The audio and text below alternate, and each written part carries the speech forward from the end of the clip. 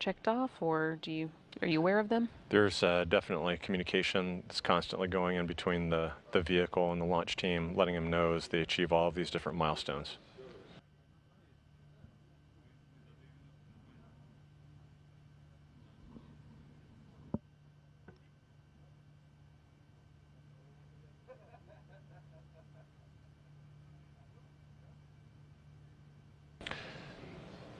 And what differs now from the simulators, you start to hear a lot of the mechanical processes as fueling and pressurizations are being completed, umbilicals and various parts of the launch gantry being pulled away. And this is different than being in the simulator, and a reminder that this is the real thing, and that is really exciting.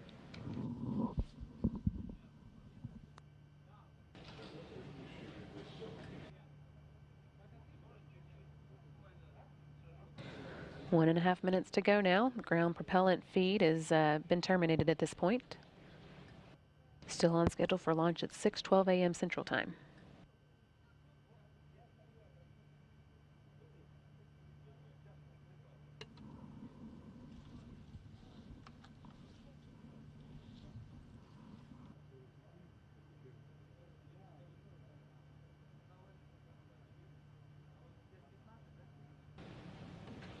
Just 1 minute to go now. Soyuz now on internal power in preparation for its flight to the space station. Everything is nominal on board, ready for launch.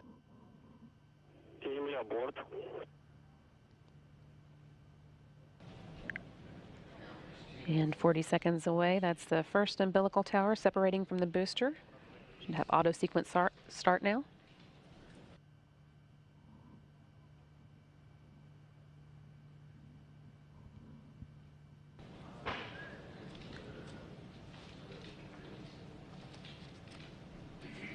"20 seconds and counting. The ground umbilical to the third stage has been disconnected.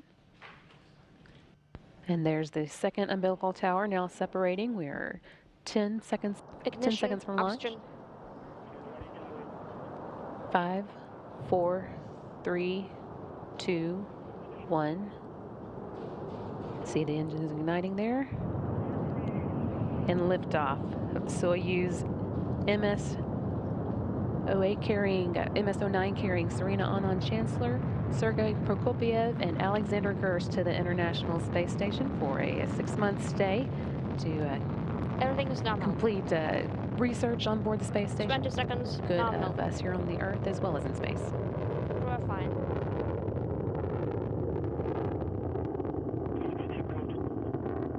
30 seconds. Beautiful. Everything is nominal.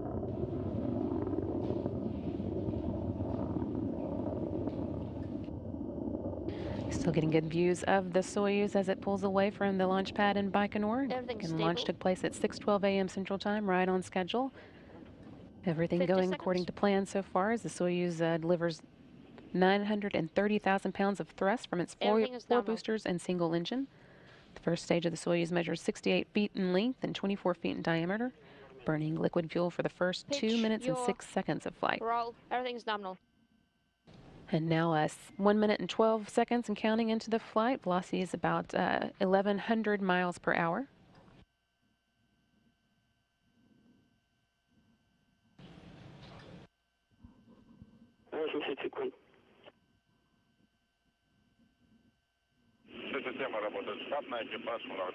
Systems are nominal. Crew are good. Still getting great views of the Soyuz. Now 1 minute and 45 seconds into today's flight.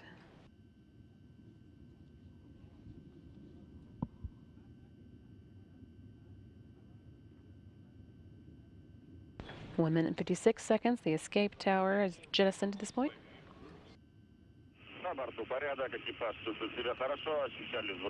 And right at the end of the Everything video is there, you nominal, could see correct. those strap-on boosters, that first stage coming away and First stage separation. tumbling away from the vehicle. Absolutely beautiful.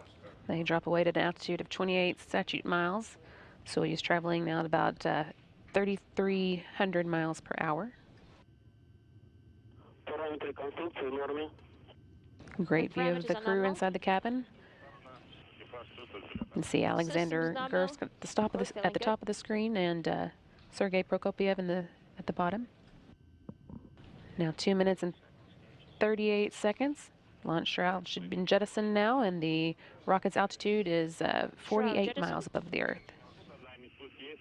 And that's a time that I had annotated on a little sticky note, also annotated in my flight procedures. That's a view of the first time you have an opportunity to look outside your window and see a view from Earth, a view from space. And we're actually getting a new view here. This is some new external rocket cameras that are going to be replacing some of the in-cabin views that we normally get, looking down as the Soyuz continues to make its ascent into orbit. Altai, 100 kilometers. Everything performing as expected. Core stage of the Soyuz is 56 feet in length, 13.5 feet in diameter, with a single engine with 4 fuel chambers providing 178,000 and 222,601 pounds of thrust for its 3 minutes and 28 seconds of operation. Stage will continue to burn until the 4-minute and 43-second mark. Soyuz uses what's called a hot stage technique. The third stage will ignite while the second is still burning. That's why the Soyuz has an open area in between the second and third stages.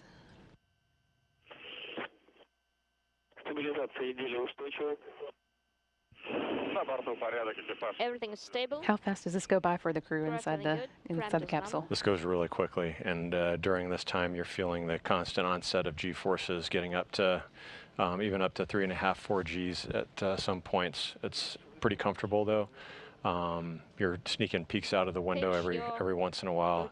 That first view of the arc of the Earth's horizon with the blues and whites of the clouds is just breathtaking. Everything continuing to work nominally as the rocket continues to make its ascent. Everything's nominal, very good. Copy. And 4 minutes and 44 seconds into the flight, the third stage is now igniting, and the second stage will be shutting down. And the core booster also separating at an altitude of 105 miles above the Earth. Second stage separation. Second stage separation's been confirmed. We're actually seeing some of those panels falling away as that second stage separates. And so at this point, Soyuz is being propelled by a single engine, the Soyuz third stage. That provides 67,000 pounds of thrust and will burn for 4 minutes and 2 seconds. So it's amazing to feel, again, the vibration of those engines pushing you into orbit. One of the things that really surprised me was these very discrete corrections as the rocket begins to pitch over and gain horizontal velocity, and it felt like just these very discrete bursts from directional rockets. It was like ka-chunk, ka-chunk, ka-chunk. It wasn't like this just smooth arc, but with these very discrete impulses to actually push you over into this horizontal pitch, and so just a really, really cool experience. And that's not something you get to kind of feel beforehand or expect. Yeah, that's right. So even during our simulations, as we simulate a launch, you don't, of course, get to experience the G-forces or what the engines are going to feel like. Just about 6 minutes and 20 seconds into the launch, everything continuing to go nominally. Inside the Soyuz again, we've got Serena Aunon-Chancellor from NASA, Alexander Gerst from ESA, and Sergey Prokopyev, all making their way to the International Space Station over the next 2 days. Crew are great.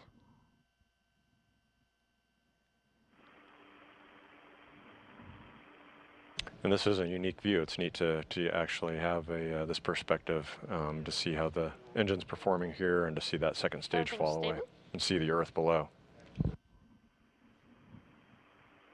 Yeah, we usually see the Earth from a little bit higher from the International Space Station. That's right. 7 minutes now in today's flight. 420 seconds. All continuing to go well. Pitch your rotation nominal. Crew feeling good.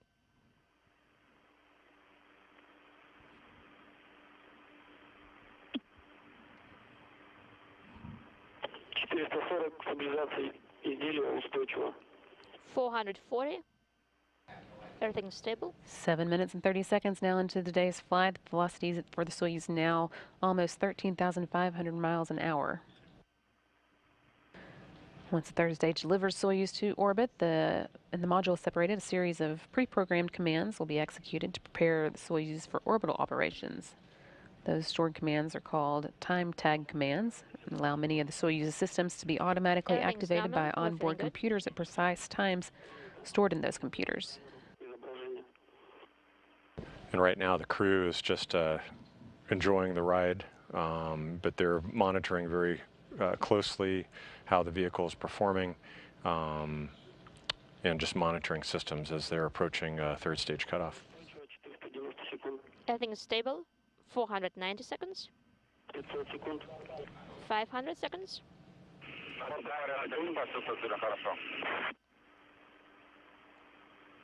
8.5 Everything's minutes nominal, now into the everything's good. flight, everything continuing to go well. I like this external view, but I kind of miss getting to see the crew Yeah. on the inside. Agree. 520.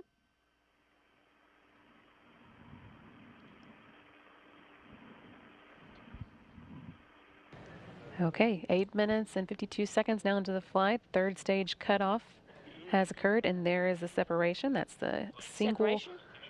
liquid-fueled engine now shut down and dropped away at an altitude of 126 statute miles. It's performing an Outside. avoidance maneuver by Handing opening a over to valve in MCC its liquid Moscow. oxygen tank. Dima is here. That was awesome.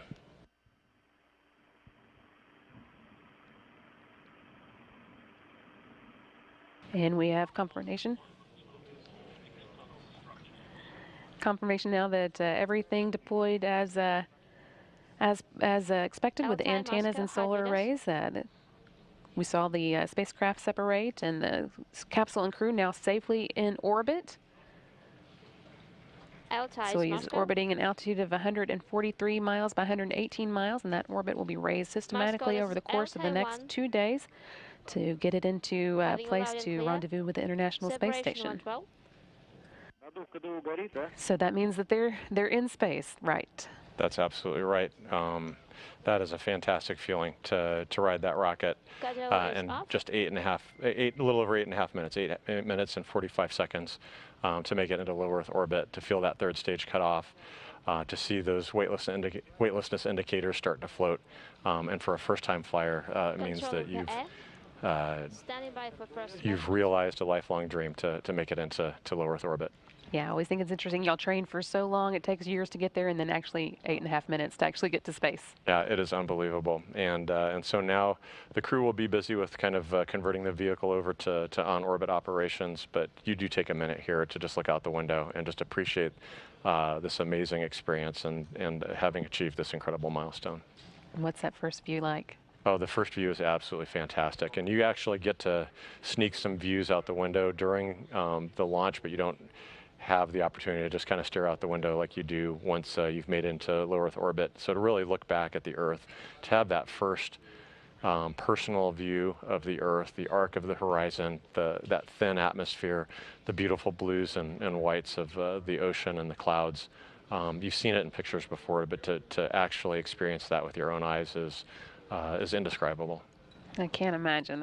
I wish everybody could have a chance to see it. Okay, so again, Serena Aunon-Chancellor, Sergey Prokopyev, and Alexander Gerst are now in orbit, ready to begin making their way to the International Space Station over the next 2 days, and launch did occur as expected at 6:12 a.m. Central Time. Control of the spacecraft from here on out will be overseen by the Russian Mission Control Center outside of Moscow.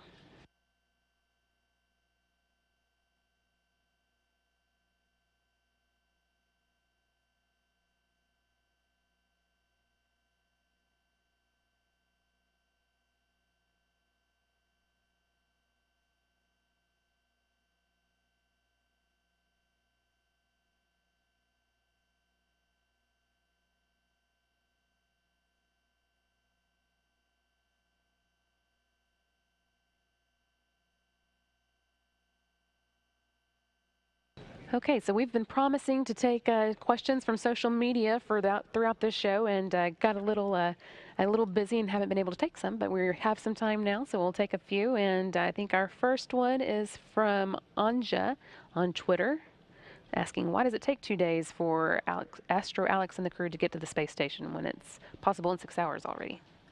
That's a good question, and I'm a doctor, not a orbital mechanics scientist, but my understanding is that essentially because we had the space station, its orbit and phasing addressed to allow the recent return of the crew, it's just the current position of the space station right now made the launch window such that they had to use this long rendezvous profile instead of the shorter profile that we've kind of become used to. It makes sense. And speaking of being a doctor, Serena is also a doctor, and I know she is very interested in what she's going to be able to do as far as research that involves the human body being kind of a guinea pig, I guess. So is that something that was of special interest to you as a doctor during your time on the station? Absolutely, and so I had the privilege to serve with Serena as a flight surgeon. So we were both flight surgeons working for Wiley UTMB earlier in our careers before we joined the astronaut office. And so getting to work with her both here in Galveston and at JSC, and then also in Russia supporting operations and training over in Star City, Russia, was phenomenal. So I've known Serena for a long time. She's a good friend, and so it's just been an incredible experience to watch her launch this morning. I know that she, like myself, very interested in the effect that weightlessness has on the human body. That's part of our training, aerospace medicine, how to support the astronauts that we're flying and the various changes that occur. And so I know this is very exciting for her to have worked with these problems in the past, but now to get to experience them, to truly understand how weightlessness feels and how it affects the human body. I know that she's very excited about really about these 6 months ahead. So you guys don't mind being guinea pigs? Not at all, not at all. It's it's an amazing opportunity to be a guinea pig. All right, well, let's take another Twitter question. This one, I think, coming up next is from Sonia Wagner, asking, or wishing the crew a safe journey, and then also asking, will they manage to tweet while they're on their way to the space station? Yeah, we do not have internet access from the Soyuz, unfortunately. Maybe someday in the future we'll get that upgrade, but typically we're not able to tweet until we get to the space station and we have access to the high data rate communications from the space station. I'm sure that when we do hear from the crew via Twitter that they'll have a lot of exciting experiences to share. I'm sure they will. Okay, next up from Dominic. Does the crew have any work to do during the flight, or is everything controlled by the ground? Well, much of the flight is automated, but certainly the role of the crew is to monitor, and there are some functions that only the crew can perform within the vehicle. They'll be in communication with the ground on a regular basis, just getting updates from the ground and providing the ground with updates as well. But they don't have much of a scientific program during this flight. A good part of it is just enjoying the ride. Not a bad activity, right? Not at all, not at all. Okay, and our next question from Alex goes back to before the crew had actually launched, as they were after they were in their spacesuits. Asked if there were any superstitions they observe, and he mentions eating peanuts. I'm not sure about that one. Yeah, I don't know about any peanut superstitions, but there are certainly traditions that we engage in. Many of them have to do with things that Yuri Gagarin did during his first flight. And so there are various traditions that we observe, like signing the door and the blessing from the priest. And it's really such a joy to participate in all of that. You know, we are guests, partners, and the Russian culture of spaceflight.